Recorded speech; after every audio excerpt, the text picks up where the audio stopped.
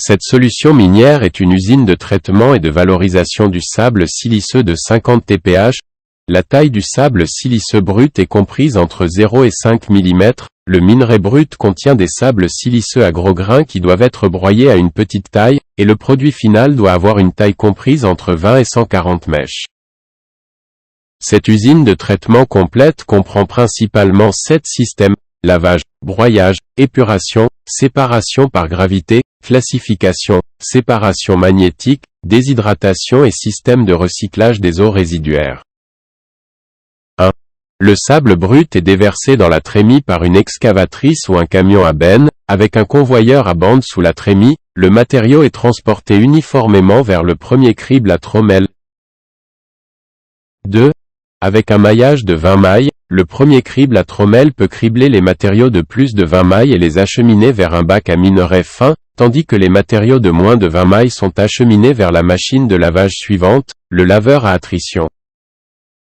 3.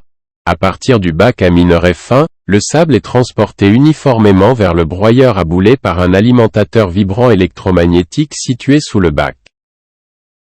4.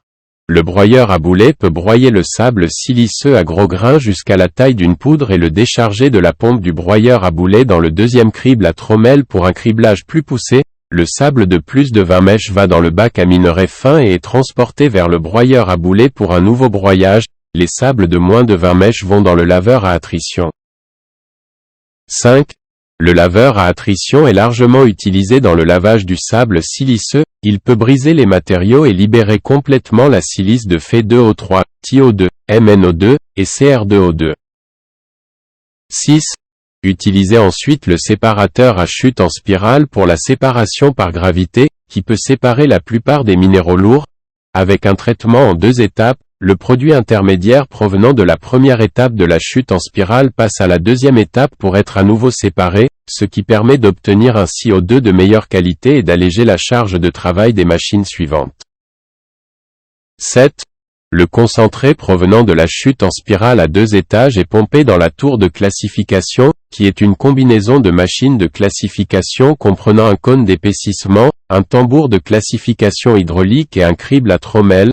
Le cône d'épaississement peut éliminer les bouts des os usés. Le tambour de classification hydraulique et le crible à trommelle peuvent classer les produits finaux dans une gamme de tailles allant de 20 à 140 mailles. 8. L'étape suivante est la séparation magnétique. Nous utilisons 3 séparateurs magnétiques différents: le séparateur magnétique à tambour humide, le séparateur magnétique à plaque et le séparateur magnétique à gradient élevé, l'objectif étant d'éliminer le fer autant que possible, ce qui rend le sable siliceux plus pur, la teneur finale en fer pouvant être réduite à 100 à 200 ppm. 9. Après la séparation magnétique, le matériau est acheminé vers un système de déshydratation équipé d'un cône d'épaississement et d'un crible de déshydratation, le produit final étant acheminé vers un stock, d'une taille comprise entre 20 et 140 mèches. 10. Toutes les eaux de résidus sont pompées directement dans l'épaississeur à cône.